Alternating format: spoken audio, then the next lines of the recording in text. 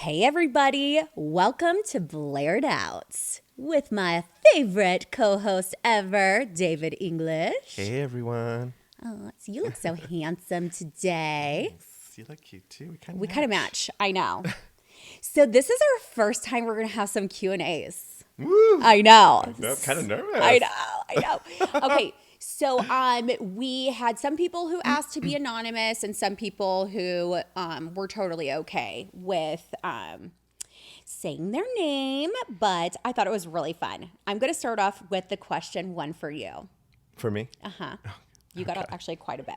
Okay. And if you guys are wanting to ask us a question, you guys can reach out on Instagram, you can reach out on Facebook, or we will be setting something up that you can actually call a number and contact you, but that is in the works. But this is my question is to David. I want to be anonymous. I think David is so cute. David, what is your perfect date?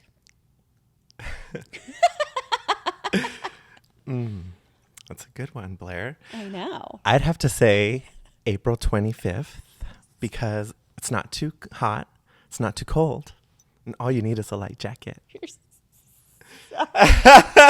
No, I had to. Such a perfect setup. Miss Congeniality. Amazing.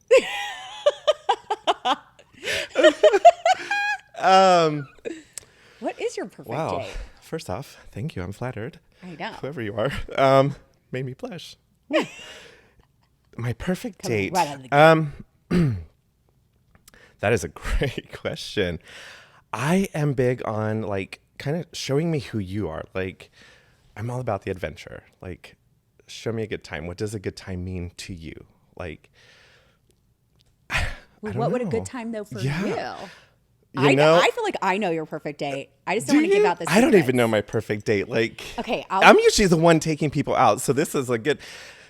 I'm a secret. I'll be honest. I'm trying not to say it, but let's just be honest. The reality is I'm such a secret sap in romantic. I know. Yeah, I would want a picnic. Treat me like the lady that I am. I feel like a picnic. No, out in I'm the kind of old fashioned. stars. I think it would be cool, an You old love fashioned nature. date. Absolutely. Music. Perfect date. Going to, what are those things called that they do on the weekends? Farmer's market. Oh, you love there we a go. farmer's market. What is the name? See, now I'm all nervous and I know you stumbling. Hey, anonymous, you got me. You did. Made him blush. And that does not happen very easily. No. Yeah, I would say going to a farmer's market, having a really cute picnic somewhere at a really nice park, and there's several here in town. Wink, wink. Wink, wink. And just kind of, I'm big on quality time. So no distractions and just you paying attention to me paying attention to you, and just kind of really getting to know each other. It's hard for me to do surface level things. So I expect deep, intimate details. That I think is something that would really capture me. Oh, well, now you have it out there. So now someone's going to be like, nah, nah, nah. Okay, so our next one. Okay, this one's for me. They say, I love the podcast. How do you balance Jesus time, spouse, motherhood, and work, and be able to be very intentional with your time in each of these aspects or any project you do? I love your work ethic, and clearly your strategy works with how successful anything you put your mind to succeeds. Well, thank you. David and I were just talking about this, and I hate to say it, but I am built a little different. I feel like I've got this weird feeling that I never can stop. There's never enough. I just have to. Maybe it's because I'm worried that something's going to happen and I want to put my mark on this world. I just want to basically help as many people as possible. So when it comes to balance, I do not know that word, but I try. So, but I'm always feeling mom guilt. If I'm working and, really being zoned in on my job, then I feel bad about my husband and my kids. And if I'm focused on my kids and my husband, then I'm worried about, am I lacking in work?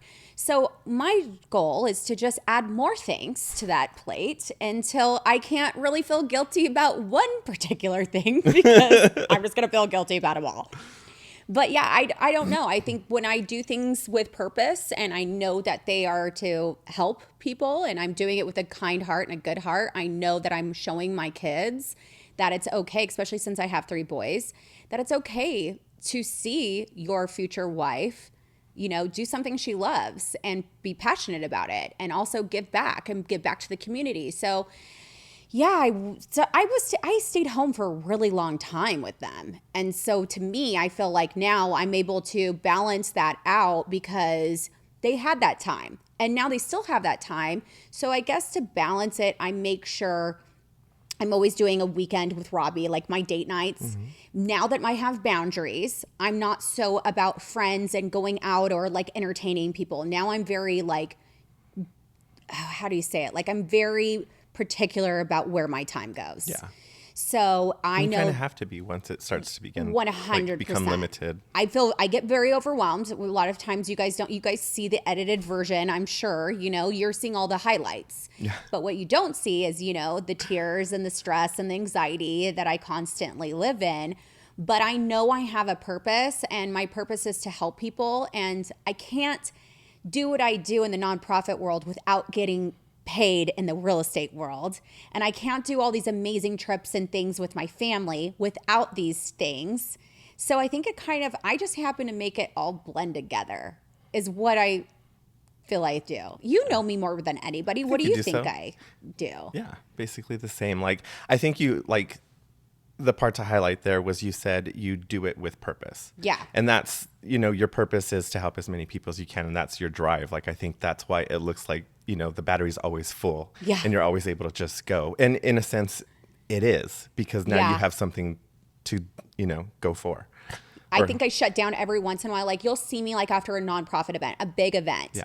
You'll see me kind of disappear for like 2 days, 2 to 3 days, just because it does take a lot of my energy. Yeah, those are big events with a lot of emotion. A lot of emotion. So you'll see me kind of like all of a sudden just disappear. And it's usually me in my bed. Yeah. Watching old-fashioned movies, or lately Vanderpump Rules, because I'm totally obsessed with it. So yes, of course. There's that. How could I forget? Yes. Oh, okay. This one's a good one. David and Blaire, do you guys have any difference of opinions? And if you guys do, how do you go about it? And do you guys ever fight? That's what the question was. We constantly have differences of opinions. I can't necessarily say that we really fight.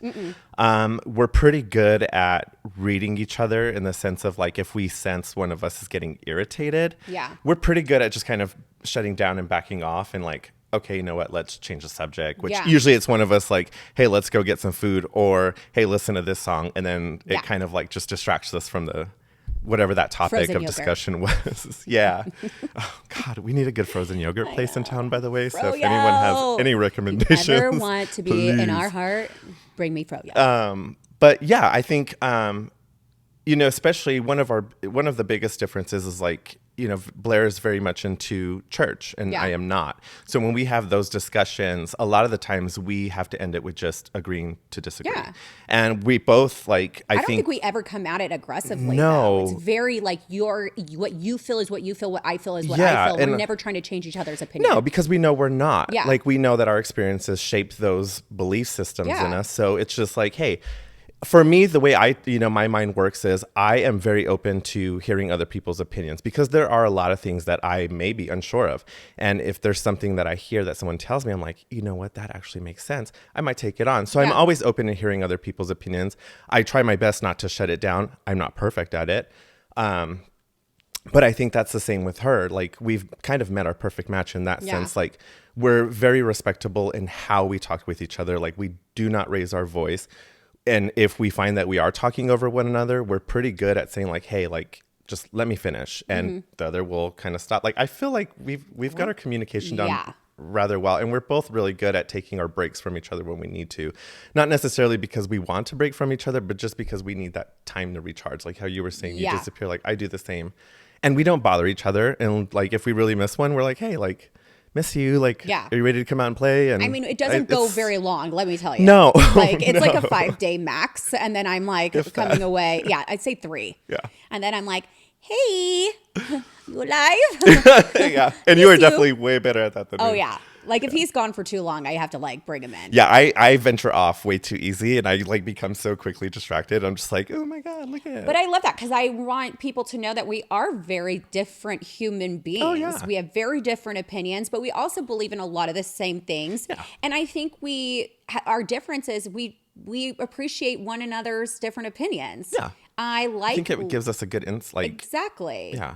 Like- when we're trying to problem solve and we get stuck, Yes. like, being able to have that other person that we trust is going to be honest without Yeah. causing harm Judging. or trying to. Yeah. There's no judging. It's very communication, talking to one another, and then listening to each other, hearing each other out, but not ever trying to change the other one's opinion. Yeah. And that's the biggest thing. Yeah, and I think that's what more people should be doing. Yeah. Like, exactly. All you got to do is listen. Let people live their lives. Yeah, all you got to do is listen and then take what you want from that conversation. Absolutely. And then leave what you want from that conversation. Nobody is, by saying their words, do they have to change your mind? No. So you don't have to be so defensive about your opinion all the time. No. That's how I feel. Yeah. And I like listening to other people's opinions. We're going to have people on here all the time that have very different opinions than both of us.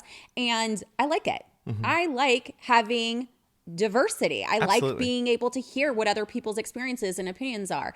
And I'm never going to judge. So when you're on here, that's what happens. We do the same, yeah, with it's our a safe guests. place. Mm-hmm. It's a safe place. Always.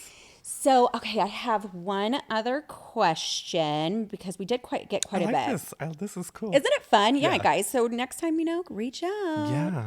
Okay, We're this here is from for it. Chad Olaf. What's your biggest motivator? It's a 2-parter. So what's your biggest motivator? And also talking about any type of relationship, how do you know when to cut it off? I think it's a great question. Great question, Chad. Biggest motivator, like in general? Biggest motivator, I think in general. Like, I think I've already answered mine. My biggest motivator is for when the day that I am buried, and which I don't want to be buried, by the way, I'm going to be cremated.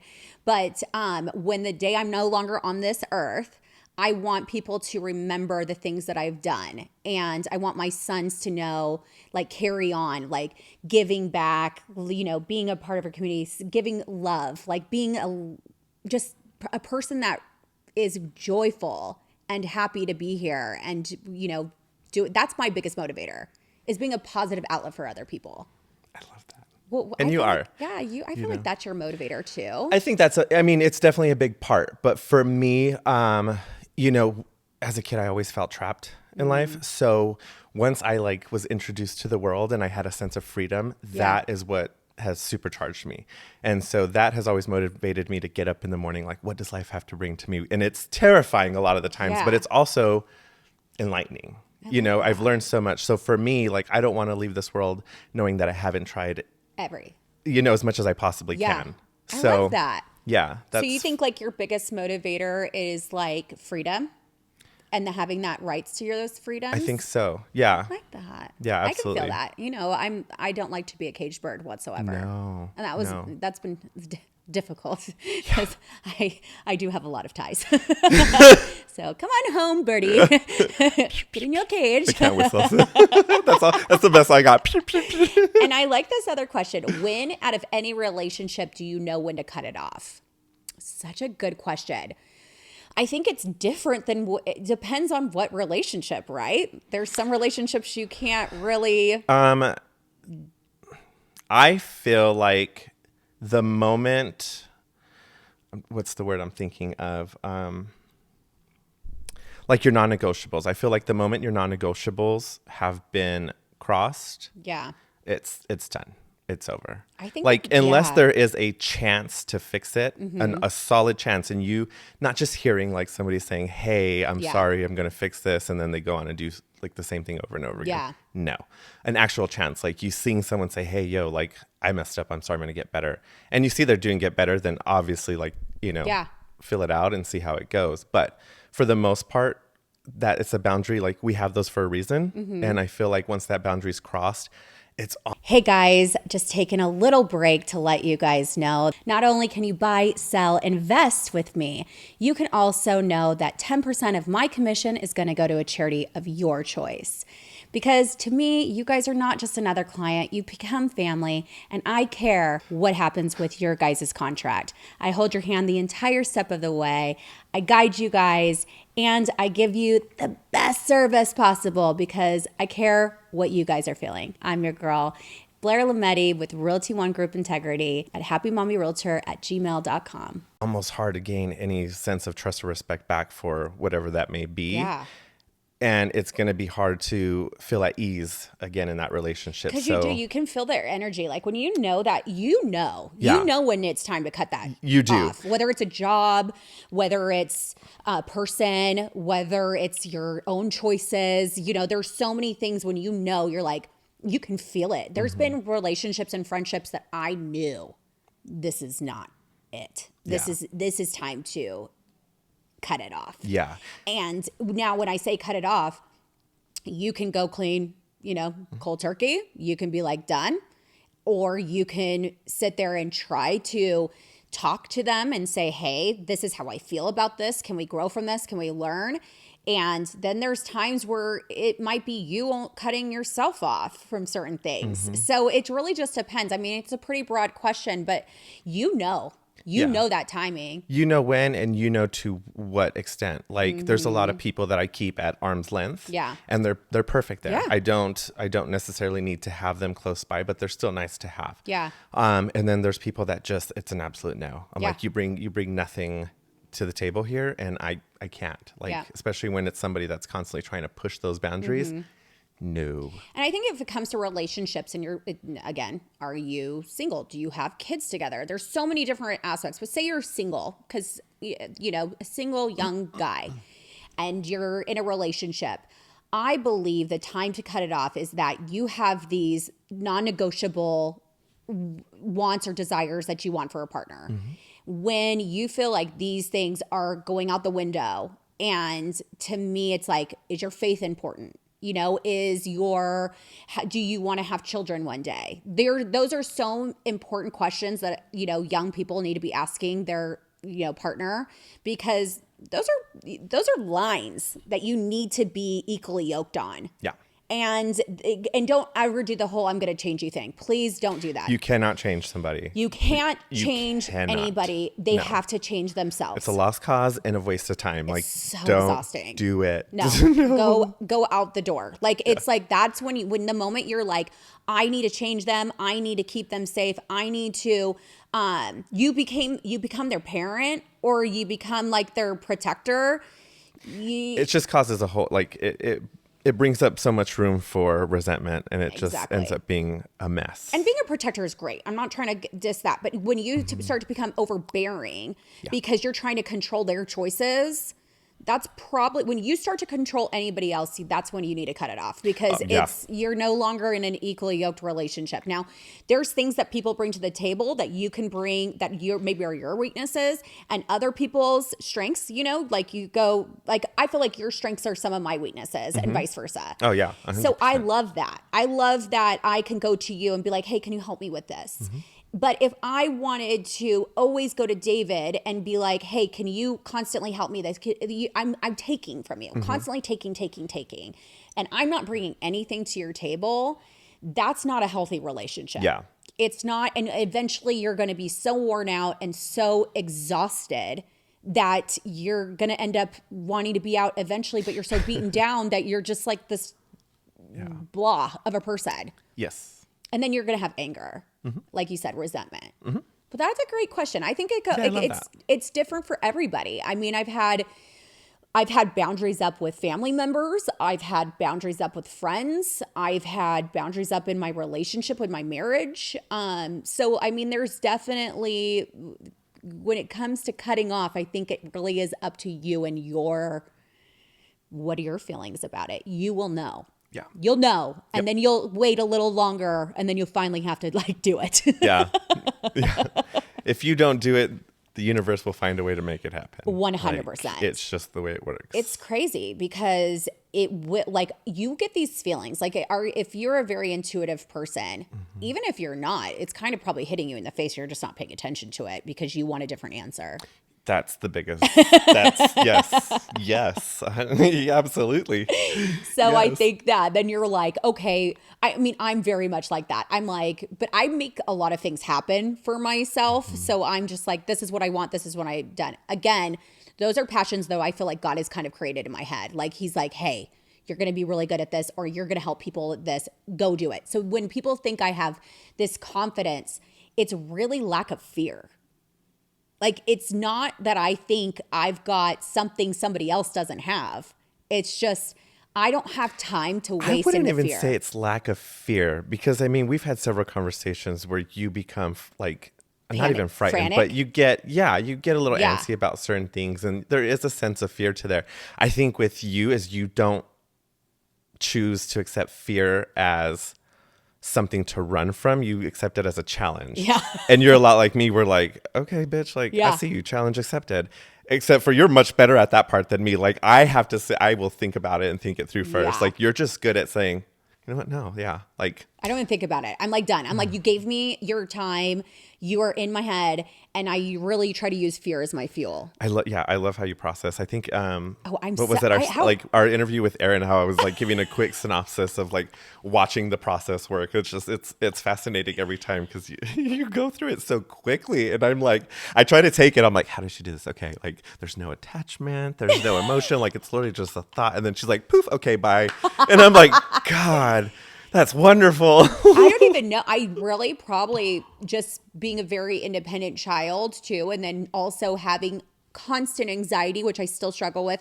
I talked to myself constantly as a kid. I wrote, a thought. How do you say it? Like I process all my thoughts. Like there reflective. I was very into my thoughts. Like I just wanted to know why. I've always been a why type of person. And if I sit too long in that why, then I will get lost. So sometimes I just have to do it and then kind of bounce and figure out, why am I here at this moment and why am I doing what I'm doing? And there's always got to be a purpose. The moment that my purpose, or I feel like it's not helping anybody or helping myself, or then I'm done. Then I'm just like, this is a waste of time, or I'm done, or I've already done this and now I need to move on. So I think that's kind of what you see is my chaos running into a circle, and then I just kind of like swat at it, and then I'm like, let's do this. Yeah, absolutely. It's fun. It's fun living in this world of mine. And it's weird because this is normal to me. Like I know other people are like, you're not normal, and I'm like, huh? Yeah. I think I'm You're like, why? normal. How? I guess. But yeah, I like how you said your process. And even my husband's like, you are like this weird, like he's like this semi truck, just driving down the road. You're like, get out of my way and I'm going to get to this place. And I'm just like, it's so funny to see how other people view me. And I appreciate it. I think it's so awesome that people see me and they're like, how do you do this all? Or how do you maintain? Or how are you, successful? And to me, it's like, I never see that in myself. I never am like, oh, Blaire, you hit your goals. Good job. Or, hey, Blaire, you've done, this amount. So you can slow down. I just am not like that. Yeah. There's just we're on this earth for too little You're of a good time. at just taking it as it is. Yeah. I want to help, and I want to change for anything that's negative to the positive in any way I can. Yeah. And that's kind of why I wanted this to happen. I wanted this to be not talk about real estate. I wanted to talk about what real things are, like our mental health. Being in this business is really sometimes hard. I mean, it's exhausting. Stressful. It's very stressful. What a lot of people don't see behind the scenes is you get beat up on a constant basis. And people are like, hey, I want to, get into this business. And I try to be as honest with them as possible. And it's like, you have to have like sorry, my alarm went off I have no idea for what reason. It's 7:00. I have no idea. Apparently I'm sleeping. So yeah, I want to be a positive influence in this life because what you go through on a daily basis can be a struggle. Yeah. And I wanted this part of my life. I missed being on the radio. I missed doing all of that. And I wanted this to be an outlet for people to come on and speak some truth. Yeah. See, and I love that. That's how I like to help people. Yeah. It's kind of more on the emotional side, like psychologically.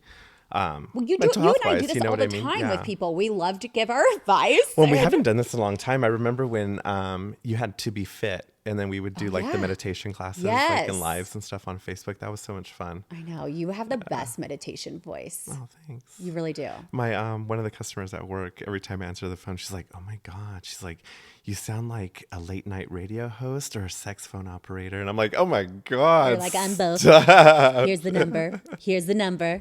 Do. So then, of course, I'm like, "Oh, hello." Hello. I know. Well, thank I think you. it's so funny.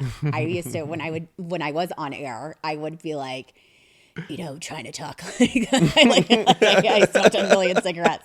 Like, hey, how's it going? I just like would try to dilate, or dilate. That's not No. word whatsoever. Sorry, guys. It's been a long day. I am not trying to dilate. I am trying to. There's so much wrong. I hope with that. not. What's going on? I try to use my words. Yeah, I don't know if the mic is right here or not. Here, we'll cut this part out. Yeah, please cut the dilate out. Oh. What is it, your dialect?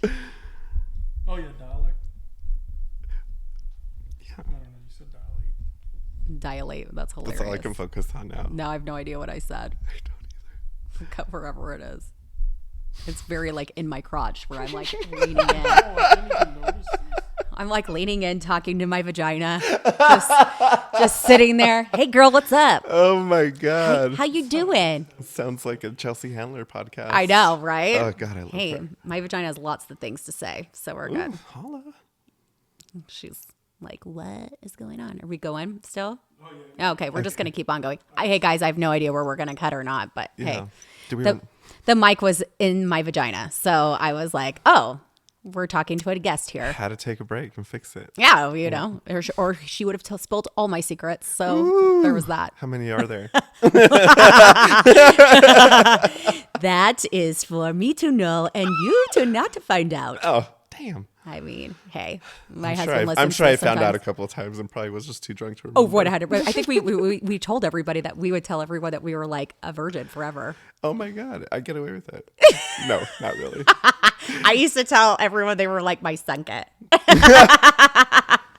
Sorry, husband. Yeah. Oh, have you done this before? No. Like a virgin. Never.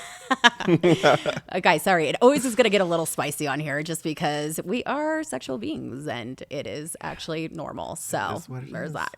Okay, so talking about not sex, but talking about things that have come back in the past, like literally, so, like I'm in my listing right now with one of my good friends who they're moving to Georgia, which makes me so sad. But they were my old neighbors in my old house. And I love them. They're an amazing family. But then I sold my old house. Like I sold my old house. I was the one that I lived there. You and I weren't friends at the time, which is so crazy because you were in Saurita, weren't you? I was at that time. So nuts. So I lived in that house. I loved that house. It was my first house in Saurita, our first house in Tucson that we bought. And we made it exactly the way we wanted. And we ended up selling it to the most amazing people ever. And I now just sold it for them.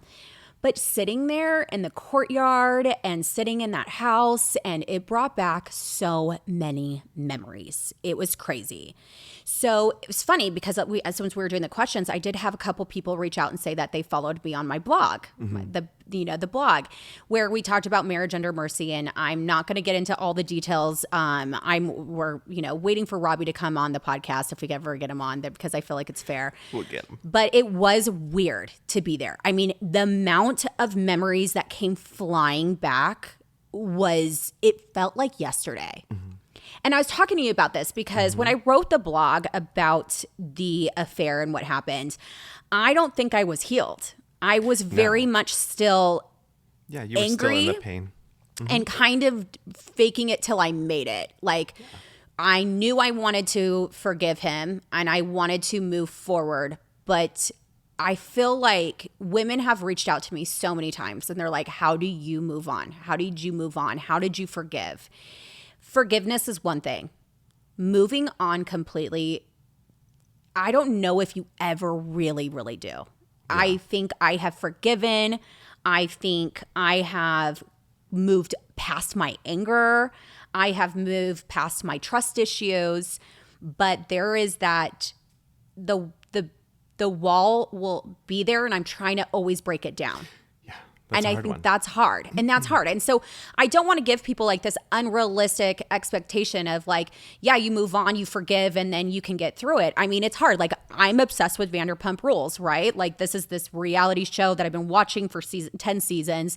And it's the craziest thing. So not only am I selling my old house, I'm in my old house where, you know, the affair happened. We had, you know, the separation, the knock on my door where the guy came over and told me all about it.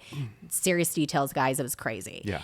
It was a movie. It was a full-blown movie. And then now watching this on Vanderpump where they were together for 9.5 years and then he has an affair with her best friend for 7 months. It's like deja vu. Yeah. The difference is there was no kids involved in theirs. There was kids involved in ours.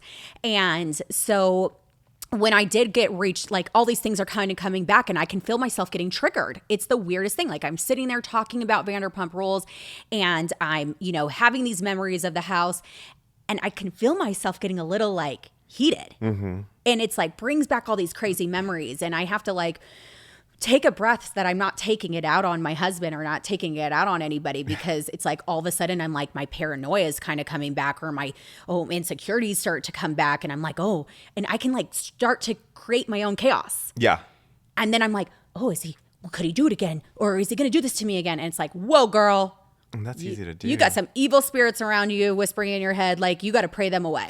I do. I have to take a moment and just be like, I never believed people could change. I really never did. Watching Robbie and what he's done, and he's put the effort in, he's put the time in, he's put the therapy in, he's put his, belief in Jesus in. I've seen him become a totally different person. Yeah. Do you guys we have still come have a long way. Do we still have problems? Absolutely. We're human. Do we still struggle with like our identities and all of those things? Like when I started to get into real estate, all of a sudden he became insecure because he didn't have, just to back it up, when it happened back in this, with the house and that knock on my door happened. For a lot of you guys have read my blog, but if you guys haven't, my husband ended up having an affair for a while with one of my good friends. And I had no clue about it. No clue whatsoever about it. And I'm on the phone with my mom and I see her husband come to my front door and he knocks on the door and I'm like, hey mom, I gotta go. Like, someone's blah, blah, blah is here. And I opened up and I have no clue why he's there. Like no clue. And I'm like, is he asking me for advice? I knew that they were struggling. I knew that they were kind of going through their thing because I was her confidant. So I'm like, okay, he's coming to me to ask questions. And so he sits down and he's like, blah, blah, blah is having an affair. I'm like, huh? And he's like, blah, blah, blah is having an affair. I'm like, I don't know what you're saying. I've got my 2 kids upstairs. What are you trying to say? And he finally spit it out. And I looked at him in complete, utter shock because I, who am a very intuitive person, had no clue. Yeah. No clue. And I told him to hold on because I had to go throw up in the bathroom. I was like complete dry heaving. I was so sick. I had no clue. And then I just remember like the chaos and it was just chaos. I mean, Robbie coming home, being angry, police officers coming. It was a whole entire thing. So it was exhausting. So when that whole thing happened and then there was just more and more stuff, obviously it was traumatizing. But when we separated. We separated, he moved on, lived with somebody, his uncle, and, every day was a struggle. But it's crazy because to look back at it now, you can still feel the exact feelings I felt at that moment. And I am actually healed now. Like, I don't hate her. I hope she's living the best life with her family. I don't hate him. There's no issues. But what the hardest part was at that moment, when that was brought to light, I was so alone. Yeah. I didn't know. I didn't have a job. I was completely and 100% dependent on him. I had no clue what I was going to do for money or to survive. And I absolutely hated that feeling. And so through time and through therapy, and we ended up getting back together, we ended up really, really working on our relationship. I mean, it wasn't all him. There was a lot of issues that I brought to the table too. And we worked on it. And somebody told me during that time when they were asking me, they're like, because they were going through something similar too. And they're like, how are you doing it? How did you move on? And I'm like, it's not moving on. However, the one thing sometimes people forget to tell you, because they'll always tell you, leave him. Oh, he cheated on you. He's going to do it again. People never change. But the one thing that people do not tell you is it's okay to fight for your family. And it was worth it for me. I had these two beautiful boys and I saw this hope, and I knew Robbie at that time was a broken human being. And I knew that I'm not giving him excuses. There is no excuse for it. But he put the work in. He put the time in, and he showed me. He showed up, and he showed me that he could actually change. And it took time, guys. This was not like overnight. This was time. Lots of it, and lots of anger from me. I was a very mean, angry person. I said lots of horrible, horrible things. And we moved on. And that was another thing that bugged me is people would be like, you're so angry. You're so angry. You're like, I have every right to be angry. Like, and you are allowed to be angry. Like, you're allowed to, but don't let it consume you. Right. And so when that happened, I ended up, it took a couple years because I ended up getting pregnant with Shepherd, and, the biggest blessing of our life. And it totally helped bring us, back together. And I was a little embarrassed about that because I was like, oh my gosh. I mean, to be honest, guys, we were having hate sex, full blown, and it was amazing. There is this like animalistic thing that happens to a woman. Maybe it happens to men too. When somebody else wants what's yours. It's sick. It's sick. It's definitely both ways. And it's like I wanted to put my fangs inside him and rip his head off, but then also claim him at the same time. Like, it was the craziest experience ever. Like, I'm like, I hate you, but I am the horniest I've ever been in my life. Yeah.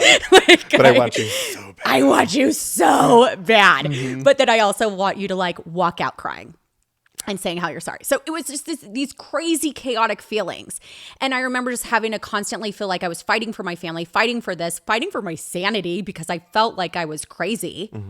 And then I also decided once I did heal that I was going to be extremely successful at my job because I wanted never for a chance for there to be a knock on my door and me to ever feel that way again. Stuck.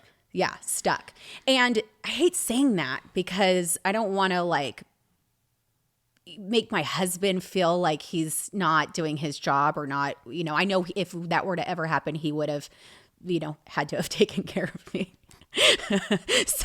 Sorry, it's Arizona state law. It's different when someone has to take care of you though versus you taking care of yourself. You know me more than anyone. Do I let anybody? I do not like it. I don't want people to tell me no. I don't want people to have like any control over that. I wanted it to be a fair and loving relationship. And now I realize working that the stress that somebody has to feel when you are the only provider in that family, that's a lot. Because now that I have a house in my name and, we have the guest, Airbnb in Pine Top, I'm like, this is a lot of pressure. It's a lot. And money can do a lot of weird things to your head. Like you feel like inadequate if you're like your bank account's low. It's so crazy. But Robbie and I are at a really good place where we're just like, we're partners. We're partners. He knows when I need an outlet, he knows like what he's got his jiu-jitsu. So we've been working on, we are not perfect. There's no question about that. David has like literally had to intervene sometimes on our like crazy fights, but we're growing and we're always looking to be better and for each other. And I think we respect one another and we love each other just crazy. Yeah. And we're so attractive to each other. So that helps. Oh, yeah. That helps. The love and attraction is definitely there. A lot. Yeah. But it's hard because like I go through these things and I talk about them and it's embarrassing because I'm such a strong human being and I love like saying I'm a very strong, independent woman. And yet I'm one person who forgave my husband for having an affair. See, and I didn't forgive my ex-husband, but I still felt just as embarrassed. I mean, I think that's normal. Yeah. I did the same. I accepted a lot more than I should have. 100%. That I cared to, but I also had a bunch of like horrible people whispering in my ear.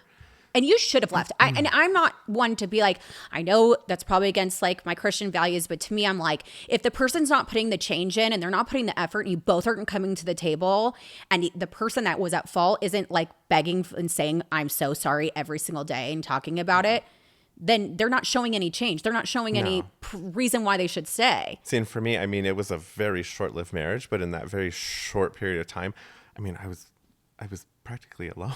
You and So it I was were like, just I might as getting well to know just each other. continue this alone. I knew Yeah. the moment we were sitting on my counter, and you just like, now especially knowing you felt like you were just going with emotions. Oh, I think I had checked out. You like, totally did. The moment we moved in together and like started setting up, I was like, what the fuck? Like, what did I get myself into? And then like just completely checked out from there. And it wasn't until a similar occurrence, somebody coming to me and was like, hey, guess what? I'm longtime lover of your husband. I'm like, oh. At that moment, it was like, I came right back into my body. I was like, here it is. Like, we're out. Like, enough. Did you contemplate on staying and trying to make it work? Or was it you were just like, that's it, I'm done? I was done from the like from the moment. Actually, okay, like this is where the embarrassing part was. The day before we got married, I mean, remember. I was getting ready to drive down Sierra Vista, pack up my shit, bring it back to Tucson, get back Didn't my you try apartment. to cancel the wedding? We did cancel it. Oh, yeah. And she who shall not be named talked you back into it. Not only her, but my own mother, and was like, "How dare you? Like, you're being so selfish." And I'm like, you know. I remember just being the deer in the headlights, listening to both conversations, but I didn't hear yours. I remember I was not allowed to intervene and talk to you. No, of course not. So I would just remember being like, why are we pushing somebody into this just because it's in your backyard and you think you're contributing to it? Yeah. It was the craziest thing ever. Like, and I remember her just saying like, oh, he self-sabotages. And I'm like, this is kind of a big decision for somebody to make. If they're telling you they don't want to do it, maybe you should listen. Yeah. I'm like, self-sabotage is one thing, but when you wake up to your husband awakening is a different having sex with somebody else, like that's not wait. self-sabotage. You saw it? I woke up to it. Yeah. It was, yeah. So when I say like there was a lot of things that happened that I was embarrassed myself, but I didn't have anything holding me back. Wait, how are you not in jail? I know you too well. I could have been. We'll just say that. I got away with it. Oh, I mean, I wanted to like claw this chick's eyes out and like drag her because like she literally, I remember seeing her and she was like, it was just a mistake. Yeah. And I'm like, what? Like what, in what world? Oh, yeah. Like take I some heard that too and I'm accountability. laughing. I'm like, oh yeah. Like what? It looked like a mistake. I'm so over people saying it's a mistake. I It's a know. calculated decision that you chose. Oh yeah. It's a calculated decision, especially when you know who they're with. You know that you know me, you know them, you know him, you know me. So you know that I exist. Like it's like, what am I? Just like a poof imagination. And I remember them calling us like the other ones or something like that. Like we didn't have names. It was the craziest thing ever. Who? I'm not going to say the names, but I'm going to say A and Robbie. They'd call us the other ones. And I just was like, because they couldn't call us our names because then we were real people. Because it's all about a fantasy. It's never the real. You're never going to talk about paying bills in a fantasy. You're not going to talk about raising children in a fantasy. You're not going to talk about the real life that's happening and struggles. It's a fantasy. And that's why at the end of the day, when shit hits the fan, it all comes crumbling down. Yeah, fantasy's over. And most of the time, they come running back. Yes. Like most of the time. Now, we've had actually heard of situations where they run off, but, and that's like the craziest thing. And that's like what this Vanderpump, it's like she's in this relationship for 9.5 years. He's telling everybody that he tried to break up with her. And then he's having this long lost affair with this friend who's this idiot. Yeah. And because it's easy. You just have a girl with this Bambi-eyed look and she's like, yes, sure, you're amazing, whatever, and adapting to all their things while he has a real strong, independent girlfriend, life partner, who's going to give him reality.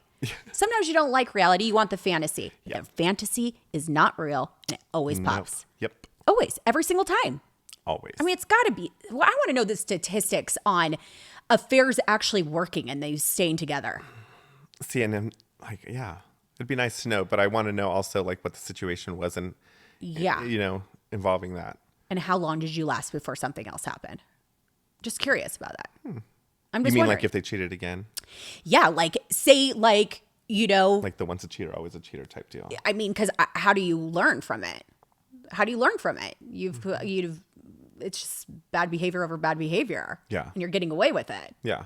And that's the one thing I think I finally realized, like, enough is enough. I had to put my foot down and finally like kick him out because I wasn't going to do it anymore. I'm like, this was it. And he did tell me, he's like, I thought you'd always stay. And I was like, oh, no.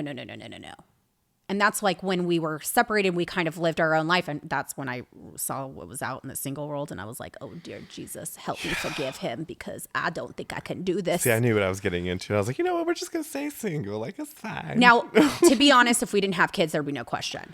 Yeah. The kids, the family is what definitely helped us because I would have been too hurt. And I was like, what's the point? Yeah. But when you have kids and young kids, and When if you have kids and I feel like there is a true chance of making it work, then yeah, absolutely. yeah. I mean, it's for the betterment of the kids. I mean, you gotta work on it. You gotta work on it constantly, and you can't bring it up, which is the But that's- hardest thing. Remember, you've told me you're like, you can't bring it up. You gotta let it go. You gotta once you've moved on, you can't bring it back. Yes, in certain respects, I feel like if you're bringing it up in a like to bring up a fight or Yeah. insecurities, then no, like let it go. But if you're not necessarily bringing up insecurity, like to hold it against them. Yes. But if you're actually having a true moment of insecurity for something, Yeah. and you want to express that, then yeah, absolutely. I think there's a gentle way of doing it to express like, hey, I'm worried because, you know, in the past this sort of Yeah. behavior meant XYZ, so Yes. now I'm feeling kind of insecure. Like, can we talk through this? And we've talked about that a couple Yeah, times. absolutely. But when you go back into it and it was like, oh, well, you can't be trusted because you cheated and you're a son of a bitch. No, Yeah. no, like that's pointless. Like you're Yeah. just adding fuel to that fire. Like, and at that point, like you might as well end it. Yeah. Because you're not going to be able to You let it can't go. keep You're throwing not. it in their face over and over again. You're never gonna heal it.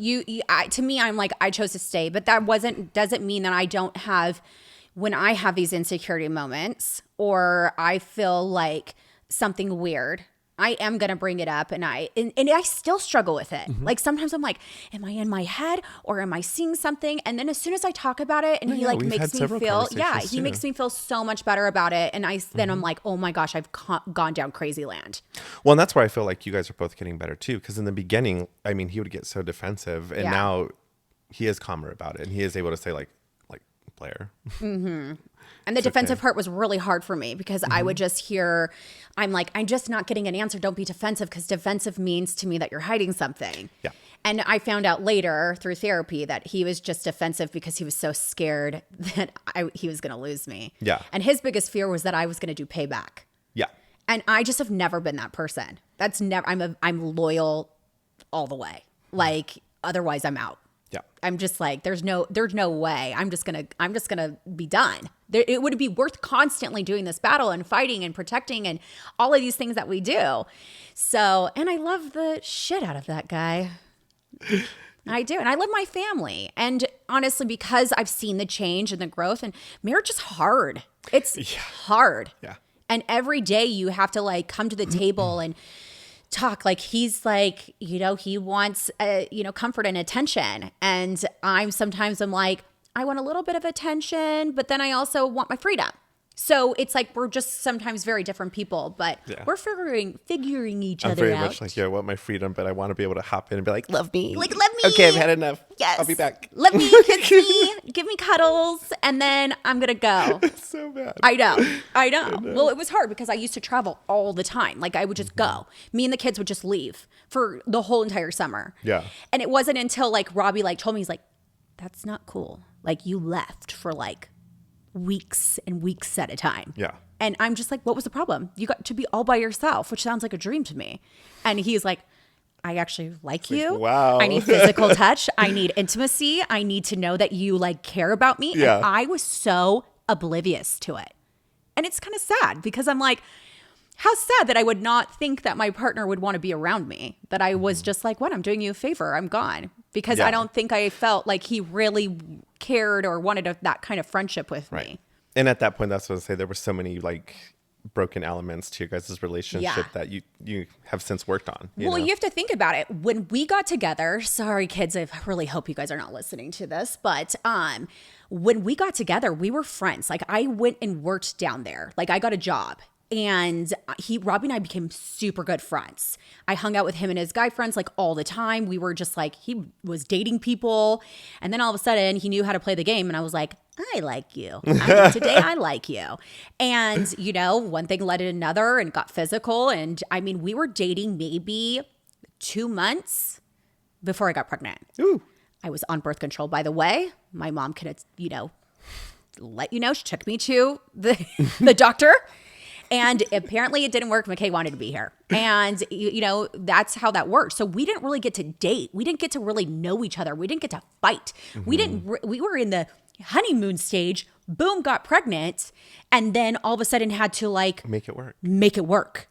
Make it work or not make it work. But we wanted to make it work. And that's why we waited to get married, because we wanted to make sure. But in my mind, I'm like, that didn't matter. There didn't need to be a ring on my finger. I didn't need to sign a piece of paper. We have a family together. Yeah. That was my focus. My focus was this child and making this work.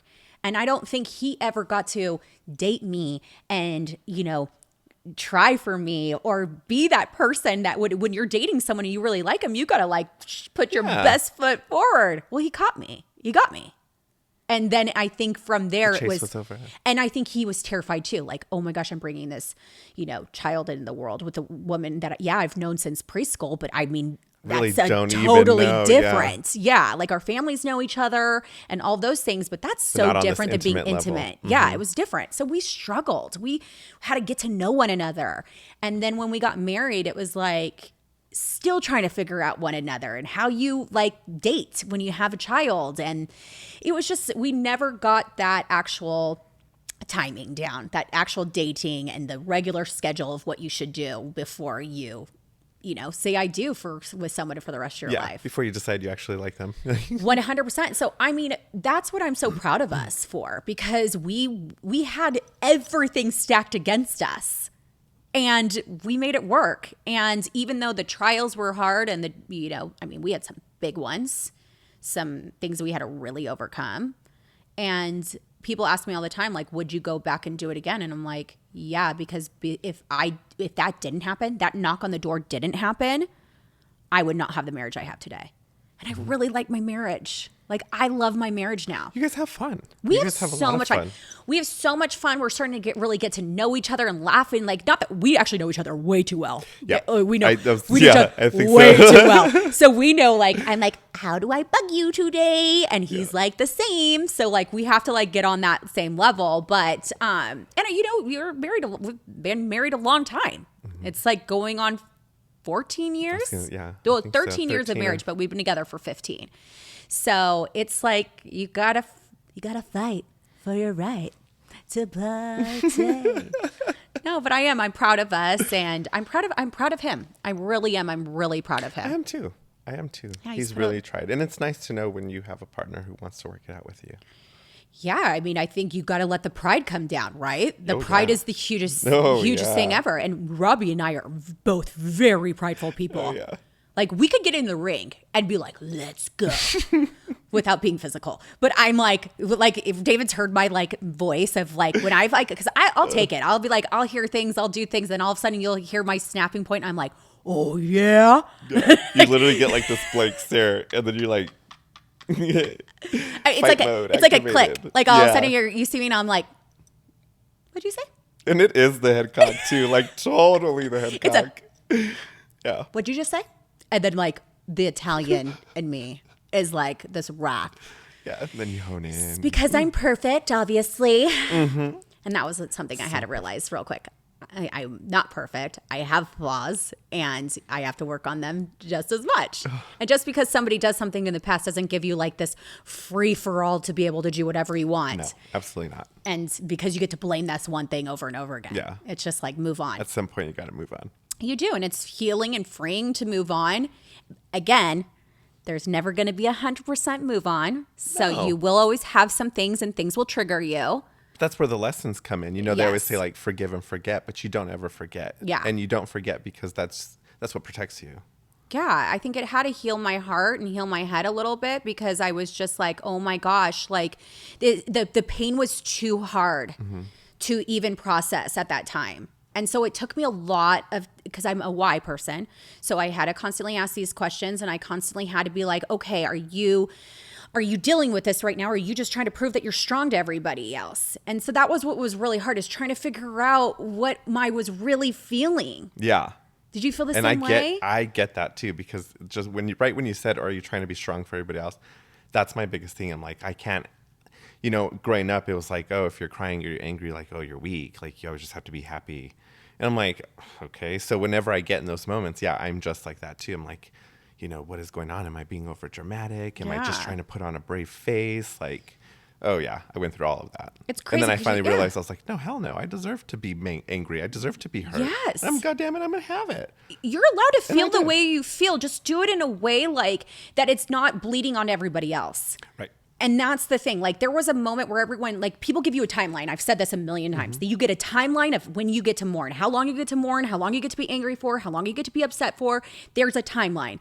And I feel like that we need to stop doing that for people. Yeah. Your time, like, if someone's coming to you and talking to you about something or calmly and being like, this is how I feel and this is the reason why, and say it has nothing to do with you, it's just something I'm going through. And you just are like, oh God, get over it. Like, yeah. That's not letting me process or heal. And No. sometimes I'm like, I'm just going through a hard day and I need somebody to like talk this out with. Just vent. Mm-hmm. And so stop doing that to your guys' friends, guys. Yeah, Like, especially I hate if that. you're friends. Like, let them have it. Let them Gently have guide it. them. Yeah. I mean, Now, if it's an ex-boyfriend that they're talking about over and over and over again and you've given them a million advice of like why this person's not good for you, then I tell you, go ahead and you can shut them down. I'm sorry. It's my biggest pet peeve. I'm like, it's an ex-boyfriend. You guys have broken up.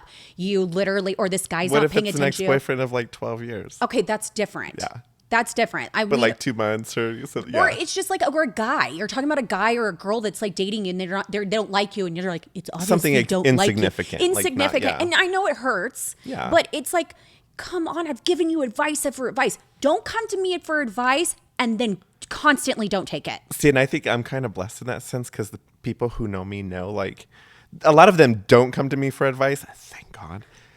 I am not sensitive. So when you come to me, I'm not going to tell you to get over it, but I'm going to hit you with the facts like, bitch, Yeah. enough's enough. Like, are you like, what was your part? Let's talk about this. Like, You let's do. forget about them. Let's talk about you and how you can make this better next time. You know what I mean? But I also expect the same. Like, You do. You circle back. You're like, hey, like bring it back. And sometimes I'm like, no. like I let you have your anger and Yeah. I let you vent it out. But then afterwards, I'm like, okay, now I'm seeing that victim mentality, which I'm guilty of it too, which is yeah. why I'm so blessed to have the friends that I do. Cause they're like, dude, snap out of it. And I'm like, oh yeah, you're right. Like, shit. But like once I see that starting to happen, I'm like, okay, Yeah. like let's focus because it is that truth. Like it's two sides to every story. You're not innocent, no matter how No. much you want to believe it. And you may be more innocent, but you are still not innocent. Nobody is 100% innocent. Sorry, I hate to say it. Like, I know. No. And I like that. Like when you would tell me sometimes, I'm like, seriously, it like gets me. Yeah. When people ask if we fight, that's what we fight. When David is when we gives fight. me reality of my own faults and I'm like, Yeah. no. And then I have to like remember that I'm like this person that needs to apologize because I hate saying sorry. I really do. Like it's kind of a problem. I'm getting I'll do so it. much better. Yeah. Me too. I'm getting so much better. I'm finally like, okay. Now, if it's like work and all this stuff and I've done something, I'll apologize. Or my kids, I'm always saying sorry to my kids. Like if I feel like that have like yelled for no reason or, have hurt their feelings for some reason, I'm always apologizing to my kids because I want my kids to know that I'm not perfect and that I make mistakes. But when it comes to my spouse, I have that total victim mentality. I'm like, I can do nothing wrong. And can't you see this? And you're so good about like bringing me back. And I'm just like, that's a tough pill to swallow. Yeah. That I'm not perfect. Yeah. I'm not for the sensitive. So if you're ever seeking advice from me, don't do it. And I'm sensitive to the point where I will listen to you and I will be, but one of my biggest pet peeves is like, I'll give you advice and then I'll give you advice again. And then I'll give you advice the third time. But if I see you clearly ignoring the advice that I'm giving, obviously my advice is not worth your time to put into action. So then let's skip it and let's talk about something else. Doesn't mean that I don't love you. It's just like, we're not going to keep going back this story. It's like when we were Right. talking with Jay and we were like, hey, we love you, but we knew not to say anything because we knew that they had the tendency to go back and forth together. So it's like, and how many friends have that happened to where Yeah. they're coming back together. Yep. And so you don't want to say anything because they're now gonna that's gonna put it's put a dent then in your immediately friendship. then they're like, you don't like them. Yeah. Or they're gonna tell them what you said and And then then it's gonna they make don't it like awkward. you. So there's always a place for your best friends. You should be able to tell them, but just remember they may get back together, or the friends, and never talk about sisters ever. That is the one thing I promise you. Sisters, because I've seen it where somebody gets mad at one sister and they talk about the sister. Oh, no. Those sisters will always come back together and they will band against you. Oh, okay. I see what you're saying. Yeah. Oh, Alexa's coming down. Alexa. No, so Yeah. the sisters, don't ever talk about family to family, No. or sisters. Like, I promise you, I've seen it where it happens where they sisters fight and then someone's mad at one sister and then they tell the other sister and it's like, oh, you didn't think the two sisters were going to tell each other? Oh, no, they bond together. That's a built-in friendship. It's a right built-in there. Like- friendship. Even if they hate each other, they're telling each other and then Oh, they're yeah. coming after you. So, yeah, that was my advice. Don't talk shit to sisters. I kind of just, for the most part, let people talk their own shit, and I listen. And I'm just like, I know. oh, wonderful. I feel like the same way. I don't think you and I like gather or go into the shit talking. We're kind of just like, give us the facts, what happened, so we can give you the best advice Yeah. possible. See, because that's where, like, I don't have time for that. I don't care.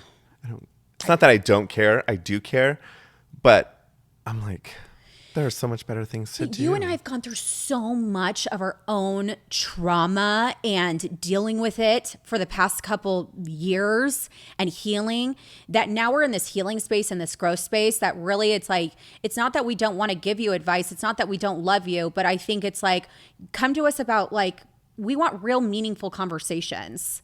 And then we want the fun ones too, but not the same thing over and over and over again. And maybe I'm just speaking for myself, but... No, I think, if it's somebody who is playing an active role in their healing, yeah, fine. I will hear it all day. But if you're just somebody that's sitting complacent and not doing anything and complaining about the same thing, then no, I won't deal with hard. that. I'm like, dude, shit or get off the pot. But no, yeah, if you are somebody who's going and you're facing all these challenges all Yeah. day, hit me with it. Because, you're through the process. I can't even talk right now. But you're going through the process. yeah. You're gonna go through the highs and lows, and you're gonna need somebody there to fall back on. So always, And always, you don't need like a always. huge group of friends. Like sometimes you just need that one person who's going to drive up to your office and get you out of the office and take you to the car and go blast out music and scream as loud as you can. Yeah. So like sometimes you just need that person who is, because it's one thing I did learn. I did write all of my story out there on a blog. I wrote it on Facebook. It was embarrassing, and I thought that like telling the whole world was going to stop me from going back. Mm-hmm. Well, now I'm back, and I still have people like having judgments of why did I go back or all those things. So it's like, when you put your story out there, you got to be prepared for what opinions are going to be had. But I'm strong enough to do it, and I knew there was a reason for it and the why. And so like, don't be scared to tell your story. Just know sometimes you're going to have people say their opinions, and their opinions are welcome to be their opinions, but you don't have to listen to them either. Yep. Your life is nobody's business, and it's not your business to know what people are saying about you. No, unless you Period. come on this podcast, and then it's just blasted for everybody to yeah. hear. So, lots of story times. I mean, it's crazy to go back to this and like have all those feelings like resonate, but healing is a journey and it can affect your mental health. I mean, there's so many times where I was really, really struggling and felt like I was like on the bottom of the barrel, and I slowly crawled up. And I think that's why what people see now is just me embracing life and being excited about life. And I'm just this like, let's do this thing and live as positive as I can. Yeah. And I kind of surround myself in that bubble of being around positive people, because I was so hurt, because not only did my husband do it, it was a friend. And then having that friend do it and look me straight in the face and just say basically like, I no longer mattered. they wanted to throw me away because they wanted to either be me or be with my husband. It was a very weird situation. You'll never know. I mean, I'm pretty sure she wanted to be me, but it was like, whatever. I told her literally when we talked one-on-one, I was like, what is it that you want? She's like, well, you guys go on all these vacations and you do all these amazing things. And I was like, well, then you should have dated me. You should have come after me because I'm the one who plans all the vacations and plans all the parties and does all that. So I just remember being like, you should have dated me. Yeah. That's who you should have went after. Bye-bye, sweetie. Go have fun. You know, like that whole thing. But then when I had the friends then do that to me again with, you know, afterwards, I'm like, what is it that I put out there that people want to shit on me? Like, I feel like I'm a loving friend. I feel like I give all the time. I'm just like, what goes on with this process of like, one day you just want to like beat on me? It's the craziest thing. Girl, I'm right there with you. Right? It's something I'm still trying to figure out for myself. Like, It's what am I hard. putting out there that attracts these kind of people? We attract a lot of people, and I think that's what it is. It's like, and I think we're growing, and we have to like have this And it was learning weak boundaries because I experience. think both of us, you know, have learned to put up our like stronger boundaries. I have so So, many boundaries. I think if anything, yeah. we talked about it on their first podcast is like trying to take down some of the boundaries because I mean, they're good. I'm glad they're there, but sometimes I have these walls.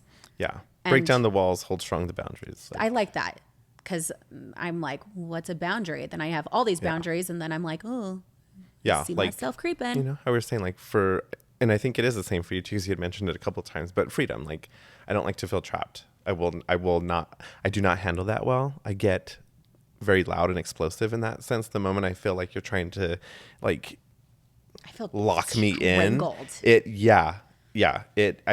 like backing a dog into a corner. Like, I will bite and hard. Crazy. So that's like one of the strongest boundaries for me, other than, you know, the cheating.